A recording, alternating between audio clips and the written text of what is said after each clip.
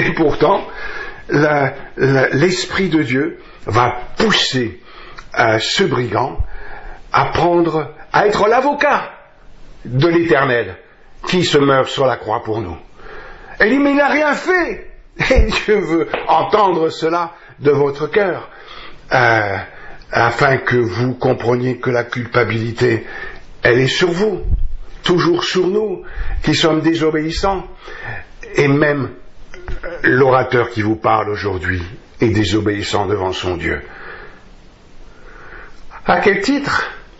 Je ne sais pas. Mais certainement au même titre qu'Isaïe chapitre 55, versets 8 et 9. Les pensées de l'Éternel, si elles ne viennent pas à moi de l'Éternel jusqu'à mon cœur, elles seront porte close. Je serai aveugle, aussi aveugle que vous. Mais si la lumière du monde pénètre jusqu'à mon âme, alors sa parole deviendra lumière devant vos yeux. Ce ne sera pas simplement des textes et des traits de lettres, des iotas, des références dont vous ferez un concours dans les études bibliques, mais elles deviendront la vie, la vôtre, celle que vous mettrez au service du Seigneur. Et non pas simplement de temps en temps, mais à chaque respiration, puisque tout ce qui vient de l'Éternel, je vous le rappelle, c'est votre vie, la vie, le mouvement et l'être que vous avez eu à votre naissance.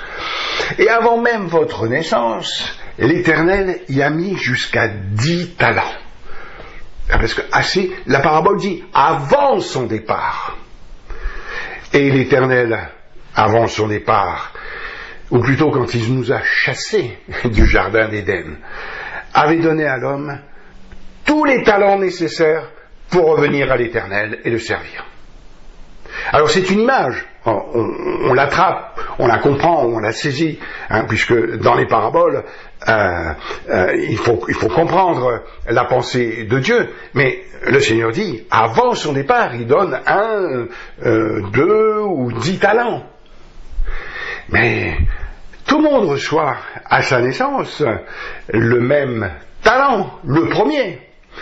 Et comme Dieu est omniscient, qu'il voit dans la longueur de notre vie, jusqu'au dernier jour et dernier souffle, jusqu'à la dernière coudée, il a prévu avec ce talent jusqu'à 10 pour combler notre vie de service devant lui. Puisque la parabole des talents nous dit simplement que Dieu va donner à chacun d'entre nous entre un talent, c'est-à-dire 6000 deniers, et 60 000 pour le plus chanceux, qui recevra 60 000 deniers, un talent faisant environ 6 000 deniers, et un denier faisant le service que l'on peut rendre pour Dieu chaque jour de notre vie. À chaque fois que l'on sort pour servir l'Éternel, même 1 heure, nous dit la parabole de la dernière heure. Celui qui à 5 heures, l'Éternel lui demande « Est-ce que tu veux me servir ? Je vais te donner un denier. » je suis tout content. Eh bien, nous y sommes. Frères et sœurs, nous sommes dans la dernière heure. Le Seigneur est à la porte. On sait qu'il va revenir. Il a besoin de vous. Est-ce que vous allez vouloir le servir dans cette dernière heure ? Alors, comment vous allez faire ? Vous connaissez Genèse, vous connaissez Apocalypse, et vous connaissez beaucoup entre Genèse et l'Apocalypse. Et c'est difficile de le mettre en pratique. Parce que vous ne savez pas quoi. Quand je rencontre quelqu'un, je lui parle de quoi ? La création. La plupart des gens, plus de 80, je ne sais pas si c'est pas 100%, des fois même, on se demande même si les chrétiens ne croient pas aux 13 milliards, 8 d'années pour que la Terre et l'univers soient ce qu'elle est. Alors que Dieu a dit, moi j'ai fait ça en quelques heures, et l'homme ne comprend pas. Ne comprend jamais la parole de Dieu, sauf si Dieu amène son éclairage. S'il remplit une partie, je dirais la coquille externe de notre grain de sénévé, parce que le Seigneur l'a dit, notre grain de sénévé sera difficilement rempli, mais si on a cette foi de laisser pas après pas notre confiance, notre foi en l'Éternel le remplir. C'est-à-dire qu'à chaque fois qu'on verra un trait de lettre et un iota dans la parole de Dieu nous demandera un service, on dira je vais le faire. Je l'ai pas fait jusqu'à présent, mais je vais le faire. Bon, on sera peut-être un auditeur oublieux dans une semaine, en oubliant notre promesse, mais au moins la journée, le jour où on l'aura promis à l'Éternel, on va le faire. Mais comme on sera un auditeur oublieux, l'année suivante, le pasteur dira vous avez vu ce passage ? Ah, mais puis vous vous rappellerez, je l'ai fait, mais je l'ai fait si peu de fois finalement. L'Éternel est patient, heureusement qu'il est patient. Mais la longanimité du Seigneur ne dure que 6 jours dans la semaine de l'Éternel, qui a commencé dans le jardin d'Éden, qui faisait déjà 4 jours à la venue du Seigneur, et qui s'est allongé de 2 pour arriver pratiquement à 5800 années selon le calendrier judaïque, et qui arrive bientôt au terme des 6000 ans. Le 6e jour est en train de s'achever. Les dernières minutes et les dernières heures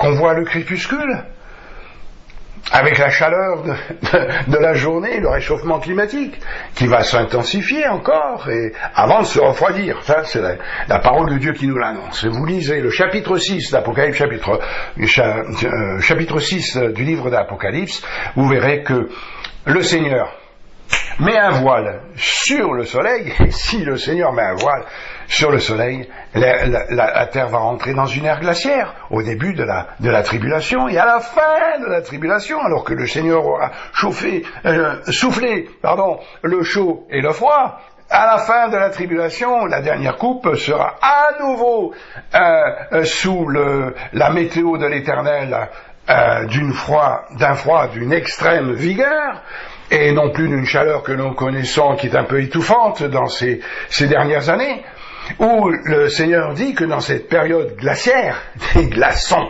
de la taille de 45 kilos, du poids d'un talent, vont venir sur la terre, sur les habitants de la terre, et qui maudiront l'Éternel, non pas parce que Dieu a mis à plat toutes les montagnes de la surface de la terre, non pas parce que Dieu aura réduit en tas de ruines toutes les villes, même ceux qui sont créés par l'homme avec des sécurités antisismiques.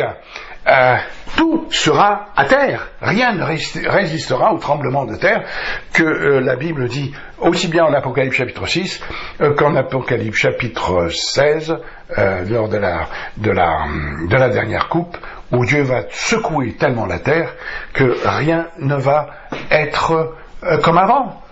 Et Apocalypse chapitre, la dernière coupe nous dit que finalement, puisque l'homme a refusé la création de Dieu, Dieu va défaire petit à petit, dans ces 1260 jours, tout ce qu'il a créé et qui a fait notre charme. Le charme que nous avons eu devant les yeux. Oh, que c'est joli, des fleurs, les oiseaux, les papillons, ce doux soleil sur la plage qui nous brûle maintenant. Des fois, même quand je tonds la pelouse le matin, je sens l'agression du soleil. Je mets la casquette ou je l'enlève, ça dépend si le ciel est couvert ou pas. Mais devant les merveilles de la nature, Dieu va les effacer, va mettre d'autres visions. Le ciel va s'ouvrir en Apocalypse chapitre 6, et Dieu va mettre la terre dans l'effroi pendant les 7 premières plaies, dont la 7e, nous dit le livre des Sceaux, du chapitre 6, c'est que il y aura un silence d'une demi-heure qui va être une éternité par rapport aux 6 plaies précédentes où les bruits venaient du fin fond des galaxies, du trône de l'Éternel, avec les visions des 4 êtres vivants. Et où la terre sera dans l'effroi, où le 6e sceau est un tremblement de terre, avec le soleil qui s'obscurcit, la lune qui vient rouge sang, les étoiles qui se déroulent dans le ciel comme une pluie qui arrive comme si elles allaient tomber sur la terre. Et Dieu va rassembler ces étoiles, va enlever les luminaires des yeux de l'humanité, avec un soleil si pâle, une rouge couleur du sang que l'on a refusé, le sang de la croix, le sang de son Fils. Dieu utilise l'image pour rappeler à l'homme que c'est vraiment les derniers instants. Et il y aura encore des personnes qui accepteront le Seigneur Jésus.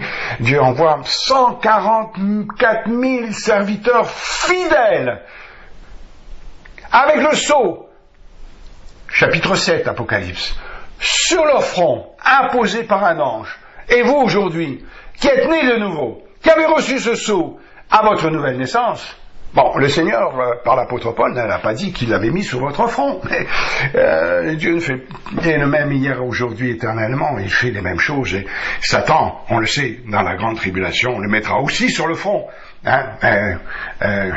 Peut-être il trouve, pour qu'il trouve des gens qui acceptent de le recevoir autre part, il proposera aussi la main. Composera un compromis. Non, ne me mettez pas votre intelligence artificielle sur le front. Non, mettez-les-moi plutôt ici sur la main. Surtout pour les femmes, vous savez, leur beauté, les rides, se font tirer le visage, tout ça, les crèmes, tout ça, pas sur le front. Peut-être les femmes pas sur le front et préférons la main. Mais aujourd'hui, les hommes aussi prennent soin de leur image. Alors, nous, en tant que chrétiens, nous pouvons faire cela. Prendre soin de notre image d'enfant de Dieu devant l'Éternel et aller au-devant de lui, chercher à vouloir faire sa volonté. Sa volonté entre Genèse et l'Apocalypse, on la connaît, on connaît ses prophéties, on sait ce qu'il attend de nous, mais on ne sait pas quand est-ce qu'on doit le faire et comment on doit le faire. Et on ne peut pas savoir le faire comme le jour de Pentecôte si on ne promet pas, comme les 120, avec les 11 plus les 70 disciples, qu'ont 81 disciples priés selon l'allégeance de Luc chapitre 11, et dont Jean, qui avait pour mère Marie, à présent, devait prier, elle, selon Matthieu chapitre 6, selon la prière que Jésus avait donnée à la fin de ses béatitudes, pour faire la volonté de Dieu et être parfait. Parce que si vous voulez être parfait, en Matthieu 5, verset 48, si vous voulez être intègre comme Abraham en Genèse chapitre 1, chapitre 17, verset 1, ce sont deux jumeaux, l'un pour l'Ancien Testament, un pour le Nouveau. L'Église ne voit pas. Le même frère qui me reprochait, mais il n'y a rien de pratique dans l'édito. Dis-nous quelque chose de pratique. Mais je ne fais que ça. Mais je ne suis pas le Saint-Esprit qui va vous pousser à le faire. Le Saint-Esprit, vous l'avez. Vous en avez les arts. Vous avez les arts de l'obéissance à l'Éternel. Vous avez reçu juste une pincée d'obéissance. Dieu vous a donné un peu la voie à suivre. Voilà, la voie de l'obéissance, la voie de l'esprit, la voie de la parole de Dieu qui vous invite à vous toujours faire selon ce qui est écrit. Et ne pas faire disparaître les iotas et traits de lettres de la parole de Dieu, de ce qui ne vous intéresse pas. Bon, Dieu ne vous demande pas d'aller dans le jardin d'Éden, ne vous demande pas d'aller dans l'arche de Noé ou l'arche de l'Alliance ou venir au temple de Jérusalem. Ce sont des choses passées, ni même dans 1 Corinthiens chapitre 12, pour récupérer les dons que Dieu a enlevés. Parce que Job nous l'a dit, l'Éternel a donné, l'Éternel a repris, que le nom de l'Éternel soit béni. Mais l'Église, elle, en l'an 95, elle est larmoyante, elle est somnolente, elle est aveugle, elle est nue, elle est triste d'avoir perdu de ce que le Seigneur a ôté le plein esprit. Maintenant, Paul dit en 2 Corinthiens, ce sera juste avec des arts.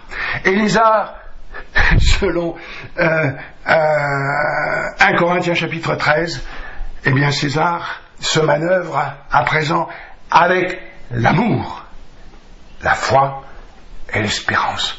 Sans les dons du chapitre 12 d'un Corinthien, dont Paul dit que tout ça va disparaître quand ce qui est parfait à la fin du siècle, la parole de Dieu, sera achevée. Dieu parle à son Église même avec des paraboles qu'aujourd'hui encore, eh bien, le même ancien dont je parlais au début me disait non, pour lui c'est Christ, ce qui est parfait, ça peut être que Christ.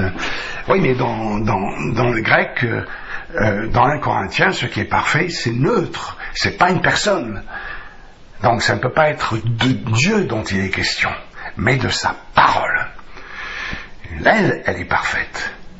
Elle arrivera à nous conduire dans la vie éternelle selon la parole de l'Éternel. Et si vous voulez recevoir la volonté de Dieu et faire quelque chose de pratique, bon, écoutez peut-être l'édito, lisez votre Bible, remplissez votre grain de sénévé le dimanche matin avec votre pasteur, qui a besoin d'être rempli aussi. Puisque si lui ne vient pas dans Matthieu 6, verset 6, qu'est-ce qu'il va bien pouvoir remplir de votre grain de sénévé? Eh bien, il va aller le chercher de manière linéaire, à l'horizontale, entre Genèse et l'Apocalypse. Et il ne pourra vous donner quelque chose de vertical de la part de Dieu, selon Matthieu 6, qui lui aurait rendu si la veille, au soir, il était venu en disant Seigneur, c'est promis, je fais ta volonté, tu régneras, Christ, je veux le pain de vie, je veux qu'il me nourrit, je veux marcher avec lui, je veux tout faire comme lui. Pardonne-moi, Seigneur, si mes pensées ne sont pas selon Ésaïe chapitre 55, versets 8 et 9. Surtout, ne fais pas de moi un serviteur comme Job. Si vous lisez le début du verset 13 dans l'Allégeance, et que vous comprenez ce que l'édito vous dit, vous tremblerez. Et comment ça? Moi qui suis sauvé, moi qui suis dans Romains chapitre 3 verset 24, qui suis gracié par l'Éternel, il donne mon nom à ce chérubin protecteur qui nous a joué tant de mauvais tours dans le jardin d'Éden. Il fait ça. Mon Père Céleste, celui qui m'aime, qui est mort sur la croix, il fait ça. Oui, il le fait. Il veut que vous soyez obéissants. Il va toucher votre santé s'il faut. Vous gratterez avec un tesson de poterie si c'est nécessaire. C'est écrit. Mais l'Église ne veut pas voir. Non. Nous, on est dans la nouvelle alliance. Bon, Job, ce qui est arrivé, et Dieu, s'il nous a donné le livre de Job, c'est pour notre instruction. C'est pas simplement pour nous raconter une jolie histoire. Il nous enseigne quelque chose. Dieu ne fait rien sans rien. Quand il donne un, il veut deux en retour. C'est la parabole des talents qui nous le dit. Dieu vous a donné la vie.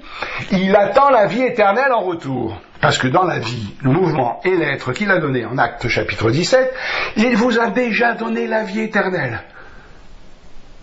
Quand vous êtes sorti du ventre de votre mère, vous aviez déjà la vie éternelle. Mais c'est écrit où ça? Eh bien, par la main de Salomon. Il a mis en nous la pensée de l'éternité. Et cette pensée de l'éternité va devenir la vie éternelle dans le Nouveau Testament ou même dans l'Ancien. Quand l'enfant se tourne vers son père et dit « J'accepte ton marché. J'accepte, Seigneur, que tu me pardonnes en Christ. » Pour pouvoir rentrer dans le ciel parce que il est immaculé. On ne peut pas arriver avec nos mains, nos œuvres, nos pensées devant le trône de l'Éternel qui nous balayerait d'un souffle. Il n'aurait même pas besoin d'éternuer. Quand l'Éternel parle, son souffle va jusqu'aux extrémités de l'univers pour étendre sa volonté. Il nous balayerait, on se retrouverait avec les étoiles de ces galaxies perdues à la dérive. et en expansion, s'éloignant de l'Éternel, alors qu'on veut se tourner vers lui.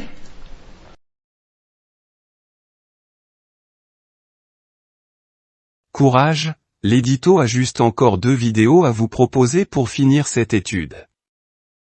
Si vous ne l'avez pas fait, pensez à vous abonner à la chaîne, et surtout, à vous tourner vers vos contacts, soit des étudiants de la Bible qui s'ignorent peut-être et qui pourraient être intéressés par la chaîne Editolove. Mais avant de nous quitter, prenez connaissance et imprimez la page qui suit. Elle éclairera à l'avenir votre étude du nom de l'Éternel que vous découvrirez dans la vidéo qui viendra juste après celle sur Marie, mère du dernier Adam, l'alpha et oméga de nos pensées. Et devenez ou redevenez l'étudiant de la Bible que Dieu veut que nous soyons. Notre Père Céleste nous y parle. La vidéo numéro 2 de cette série de 4 s'achève à présent, et la vidéo numéro 3 vous attend pour poursuivre cette question de l'allégeance quotidienne 365 jours par an. C'est le thème que vous découvrirez, qui est développé après les sujets comme Marie ou le fameux nom de l'Éternel. Recevez les salutations de la part de l'édito qui vous fait réfléchir. Ne perdez pas courage, étudiez la parole de notre Père Céleste. Que le Seigneur vous bénisse, et que le nom de l'Éternel soit béni, loué, glorifié.